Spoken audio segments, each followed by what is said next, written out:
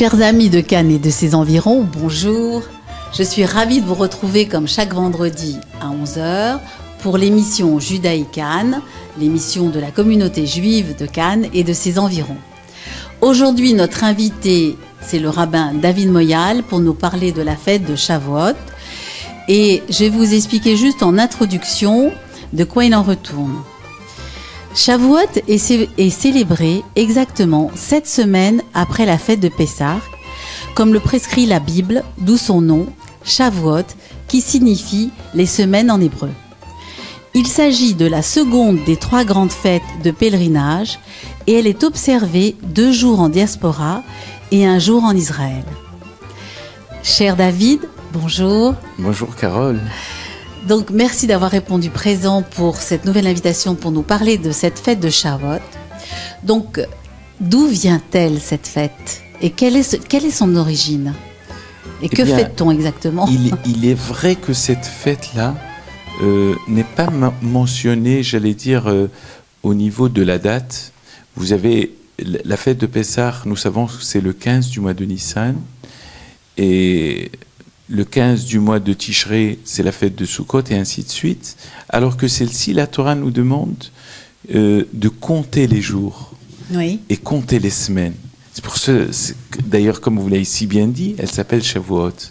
À l'instar de quelqu'un qui va se marier, il compte, il apprécie chaque jour qui va arriver, qu'il le sépare de cet événement.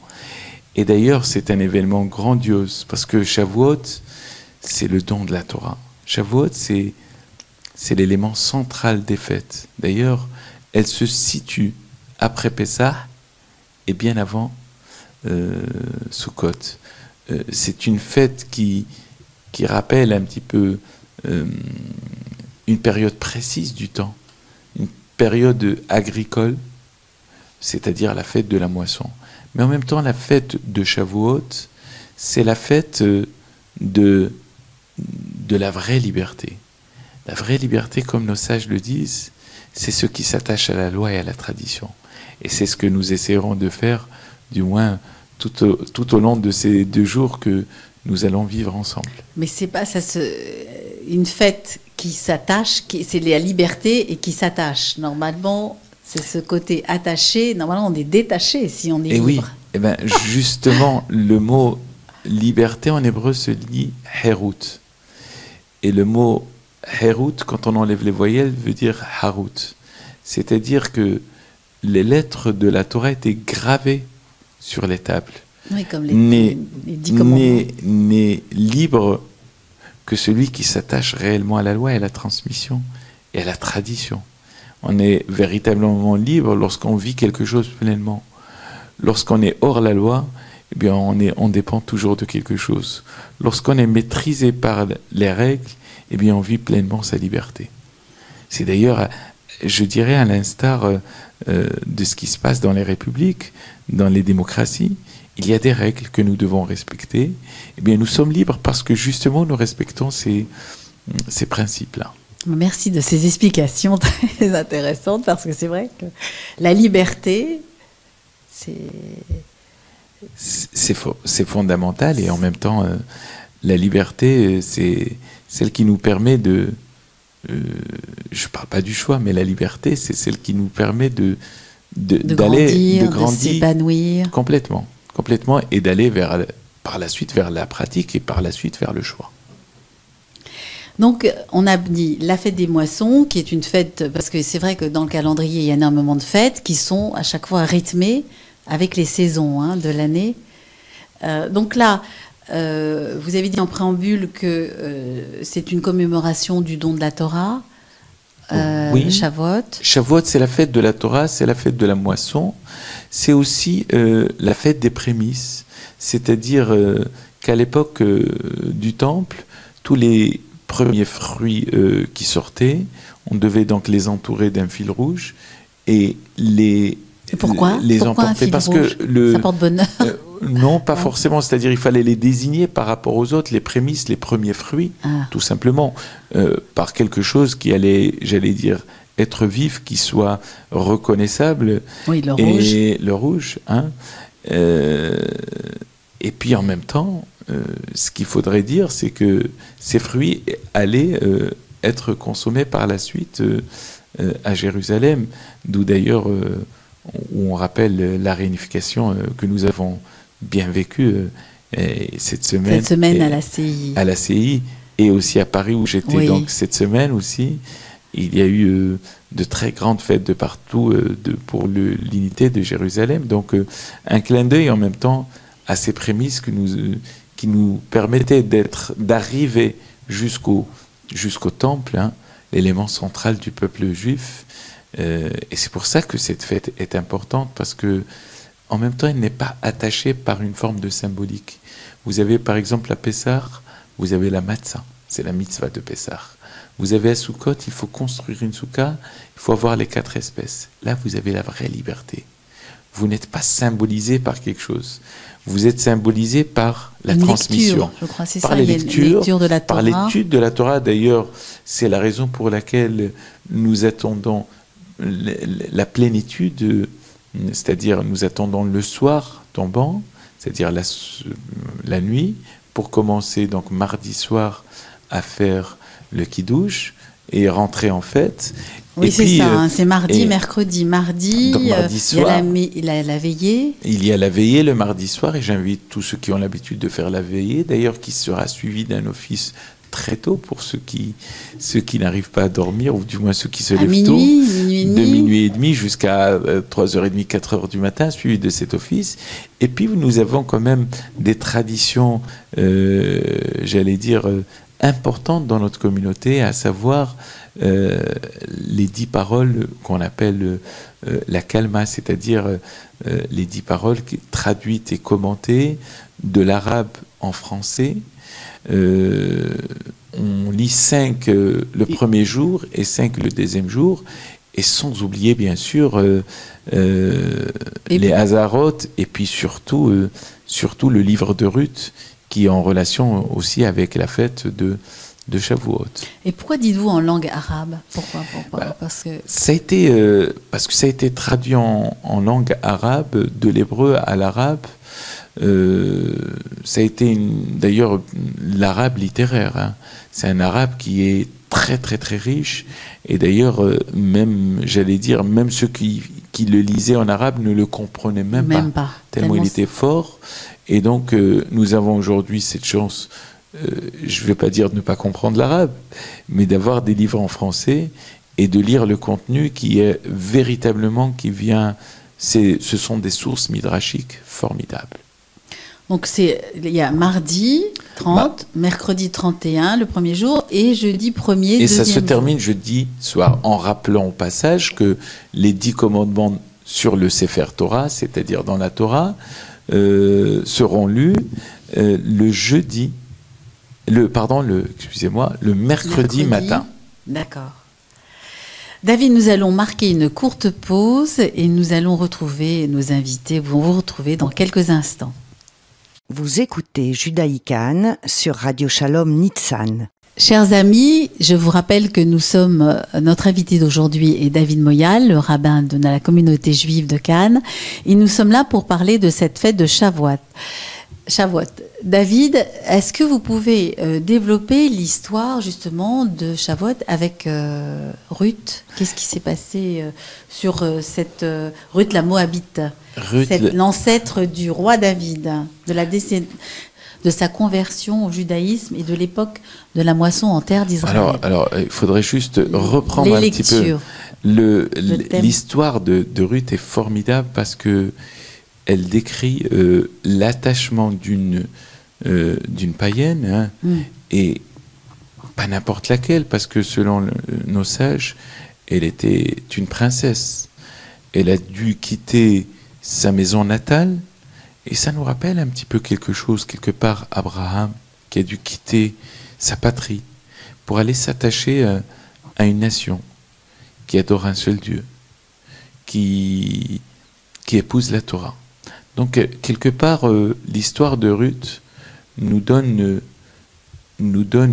beaucoup d'espoir, parce que elle a donné non seulement naissance au roi David, parce que elle va donner naissance à la Parce qu'elle s'est convertie, donc elle s'est convertie, elle va donner naissance par l'intermédiaire de Boaz, l'ancêtre de David, et qui plus tard donnera même naissance au roi Meshiach que nous attendons, nous, en tant que juifs, oui. Nous attendons toujours le Messie, parce que nous disons tout simplement, c'est celui qui rassemblera l'humanité et qui fera naître une véritable paix.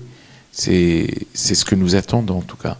L'histoire de Ruth nous donne l'espoir que même une femme qui est partie avec un rien du tout, mais par l'envie, la volonté d'y arriver, l'amour que l'on peut avoir, eh bien elle a eu ce mérite de donner naissance non seulement aux différents royaumes de Juda et d'Israël, mais elle donnera aussi naissance au futur, c'est-à-dire le futur messianique.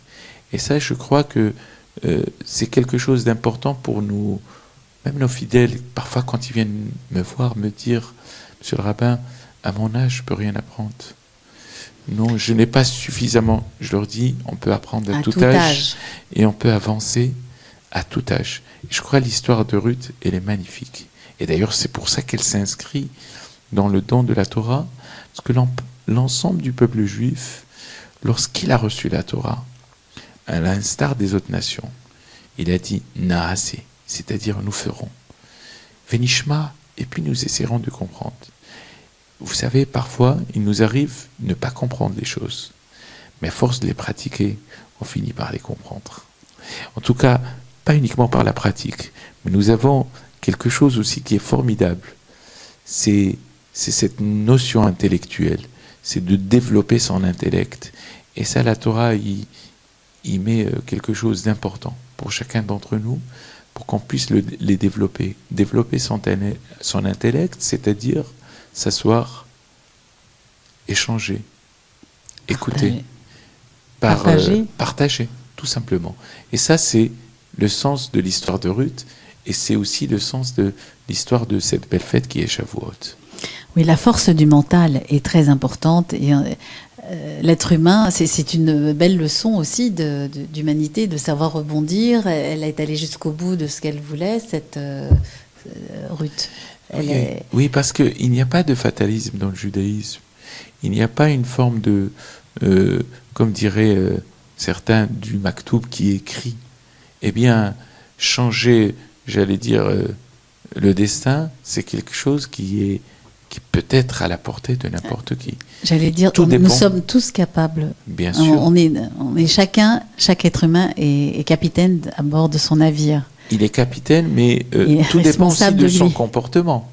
Oui. Parce que c'est le comportement qui va finalement véhiculer, qui nous donnera une issue qu'on espère favorable. C'est le changement, c'est aussi une forme d'examen de conscience. Et la fête de Shavuot aussi. C'est une fête qui nous pose, qui nous donne le sens d'aller vers l'instruction. Parce qu'il n'y a que l'instruction qui enlève la bêtise. Et parce qu'on est instruit un jour qu'on reste dans la réflexion et jamais dans la réaction. Toute la vie, on apprend. Bien sûr. Et on meurt ignorant. Donc, pour poursuivre, donc on a dit les tables de la loi. Cette fête est associée aussi aux études religieuses. La coutume établie au Moyen-Âge, on a dit est de faire débuter les études religieuses formelles des jeunes enfants à cette époque de l'année. Et la fête de Shavuot est aussi choisie dans de nombreuses communautés comme jour de fin d'études de jeunes adolescents. Vous pouvez développer un petit peu? Et oui, parce que c'est le jour où la Torah a été donnée. Et le jour où la Torah a été donnée, c'est un jour formidable pour montrer combien nous l'aimons, combien nous avons encore envie de la pratiquer. Parce que nous rappelons tout simplement au passage que c'est la Torah qui a préservé et qui a, tout au long j'allais dire, de ces siècles, c'est la Torah qui a sauvé et protégé le peuple juif. Donc, nous lui donnons cet amour. Et d'ailleurs, nous lisons même un acte de mariage, ce qu'on appelle la ketouba, le jour de Shavuot. C'est-à-dire, c'est un mariage qu'il y a entre le peuple juif et le peuple juif et Dieu. C'est la Torah. C'est ce qu'il y a de commun entre Dieu et le peuple juif. Donc nous montrons combien nous l'aimons ce jour. Mais enfin, on le fait ce jour, mais on peut le faire à n'importe quel autre jour, parce que la Torah ne doit pas être arrêtée ni le soir ni la nuit. Elle est comparée aussi immense que l'eau d'un océan. Infini. Alors, donc comment célèbre-t-on cette fête au niveau des repas? Comment ça se passe? Est-ce qu'il y a des plats particuliers? J'avais lu quelque part qu'il y avait des aliments, on mangeait des aliments à base de lait, plus spécifiquement. Oui, il y a ceux qui mangent un petit peu de laitage. En réalité, c'est que ce jour-là, lorsque la Torah était donnée, les enfants d'Israël ne connaissaient pas l'interdit qui était de mélanger le lait et la viande. Voilà. Donc, quelque part, nous mangeons d'ailleurs quelques petits plats lactés, mais pas trop lactés, avant, je le rappelle, avant les repas carnés. Nous avons l'habitude de goûter pour certains, j'allais dire, le couscous au beurre, un petit lait, un petit fromage par-ci par-là, mais léger, j'allais dire, pour bien montrer, comme je le disais tout à l'heure, pour s'inscrire dans cette continuité de tradition, parce que la tradition culinaire, elle est importante, parce qu'elle réunit les familles. Elle réunit, c'est ça. Elle réunit la famille. Je pense qu'il faille, convivial, c'est très important. Je pense qu'il est important de maintenir toute cette tradition. À chaque fois qu'une tradition peut réunir la famille, eh bien non seulement il faut la garder, mais il faut la transmettre aussi. J'ai lu aussi qu'on mange des brioches spécifiques pour Shavuot. C'est pour commémorer les 2 pains briochés. Les chem apanim, les pains de proposition, il y a beaucoup de choses à dire aussi. Il y a ceux aussi qui ont l'habitude, par exemple, de manger la nouvelle récolte, parce qu'il faut le rappeler aussi. C'est l'époque de la moisson. Et je crois que la meilleure solution qu'on peut, j'allais dire, donner à nos amis auditrices et auditeurs, c'est de lire tout ce qui peut être à côté de vous sur cette fête de Shavuot, et vous verrez que c'est une fête exceptionnelle. Elle n'est pas imposante en symbolique, mais elle est surtout riche dans la joie, dans la santé. C'est ce que je souhaite à tout le monde. Mais en tout cas, j'invite tout le monde aujourd'hui à aller sur notre site, sur plusieurs sites que vous avez d'ailleurs sur Internet aujourd'hui. C'est j'allais dire aussi, le net nous aide quand il nous instruit, et puis vous verrez qu'il y a énormément de choses à dire sur cette belle fête. Alors David, une dernière question au niveau, donc là nous arrivons maintenant au début du mois de juin, donc là c'est une période aussi propice à rencontrer énormément de jeunes qui vont se marier, des jeunes qui vont faire leur bar mitzvah. Racontez-nous un petit peu comment justement c'est vrai que c'est une période assez chargée, Dieu merci, en juin. Et c'est vrai que les quelques rabbins de région que nous sommes, nous avons beaucoup de mariages à l'extérieur notamment. C'est beaucoup de nos amis, ou anciens Canois, ou de Parisiens, et de Lyonnais, de Marseille, à qui d'ailleurs je dis Beruchim Abaim, soyez les bienvenus. Nous avons énormément de mariages à ce niveau-là, et nous avons aussi beaucoup de bar mitzvah. Et je voudrais aussi rappeler que le 4 juin, nous allons faire une bat mitzvah collective. Et là, j'invite toute la communauté. Une bat mitzvah collective. Il y a combien de jeunes filles? On a déjà pas loin d'une dizaine. Donc on est à 6, mais je crois qu'au fur et à mesure, les gens nous appellent pour rajouter à chaque fois les jeunes filles qui ne se sentent pas seules d'accomplir cette fête, mais en tout cas, cette bat mitzvah.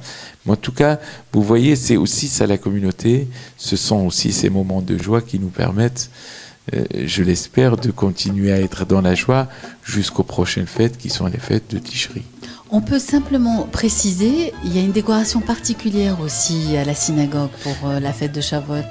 On égaye un petit peu. Avec les plantes, oui, parce que c'est toujours en rapport un peu avec les moissons. Oui, un petit peu, parce qu'on donne aussi un feuillage. Oui, c'est comme un mariage, comme je vous dis, on a envie de donner le meilleur, on a l'habitude de le faire et c'est vrai, quoique même si je suis un petit peu allergique, j'accepte bien volonté pour une fois d'avoir cette belle synagogue, grande synagogue et merveilleuse synagogue, pardon, Cannes, ouais. Et bien garnie de fleurs, pourquoi pas. Et bien sûr, ces belles paroles de David Moyal. Chers amis, nous vous quittons et je vous retrouve la semaine prochaine avec un nouvel invité, même heure et même jour, le vendredi à 11h sur RCN 89.3, Judaï Cannes, l'émission de la communauté juive de Cannes. Et d'ici là, portez-vous bien et profitez, la vie est belle. Au revoir. Au revoir David. Enfin.